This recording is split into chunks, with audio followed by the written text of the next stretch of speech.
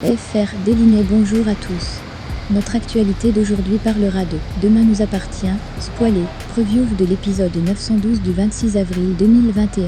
Clémentine soupçonne Sacha d'avoir une liaison. Le week-end, Sacha était absent et a annoncé à sa famille qu'il avait des réunions d'affaires pour son site web de coaching en ligne, qui comprenait une boîte de vêtements de sport.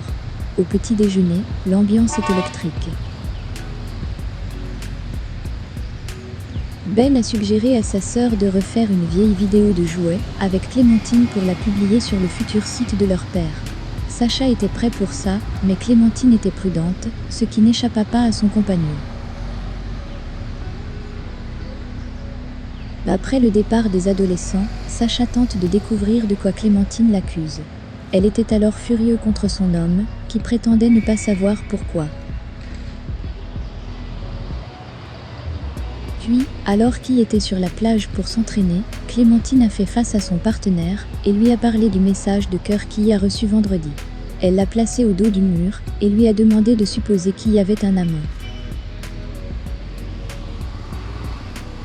Sacha refuse et intervient et dit à Clémentine qu'il l'aime. Mais elle reste méfiante et soupçonne désormais qu'il y a une liaison avec Lisa Berthelot, sa cliente, qui a menacé de le poursuivre en justice. Sacha ne pouvait pas penser à une meilleure façon de dire à Clémentine que le message déchirant venait de Roxane pour le remercier de lui avoir donné le reste de l'argent qu'il lui devait. Sacha a exhorté Clémentine à appeler le numéro de téléphone mentionné pour clarification, mais elle a refusé. Sacha a alors tenté de rassurer sa partenaire et il lui a demandé de ne pas douter de lui. Chez Spoon, Sacha a supprimé le message avec son cœur, puis il demande à nouveau à Tristan de l'aider financièrement. La banque lente libère de l'argent pour son projet et il a les factures à payer. Mais Tristan ne pouvait pas aider son frère cette fois. Plus tard, en question, Roxane a confirmé ses inquiétudes. De son côté, Clémentine cesse de confier à Flore. Elle a encore des doutes sur Sacha. Flore lui conseille de trouver la réponse lui-même en fouillant tout en elle. De retour à la maison, Clémentine a retrouvé un poil long sur le pull de Sacha. 12 Marianne vérifia que Xavier était maintenant guéri. Il peut sortir de l'hôpital. Chloé a hâte que Xavier et ses filles s'installent. Xavier dit qu'il est prêt à rejoindre la maison heureuse, mais il veut d'abord le consentement des filles. Pendant le déjeuner, Camille et Maud se disent sur le point de venir vivre avec Chloé et ses filles, mais Xavier dit qu'il soutient tout le monde à la maison. Il va jusqu'à demander à ses filles de dire à Chloé qu'elles veulent profiter de son père. Xavier s'est rendu au commissariat et a confié ses soupçons à Karine. Le procureur craignait girl power et devait vivre sous un même toit avec 5 filles. Dans la soirée, la famille Meffre se rendit à Delcourt.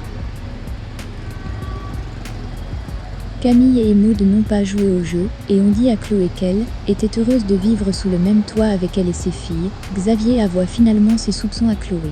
Après cela, c'est rassurant. Xavier a finalement décidé de se précipiter. Dans la villa louée par le groupe d'amis, Charlie aime s'isoler pour travailler. La nouvelle de son test de grossesse a soulevé des tensions chez Hermine. Judith et Nour étaient convaincus, avec ses humeurs et son anorexie, qu'elle était enceinte.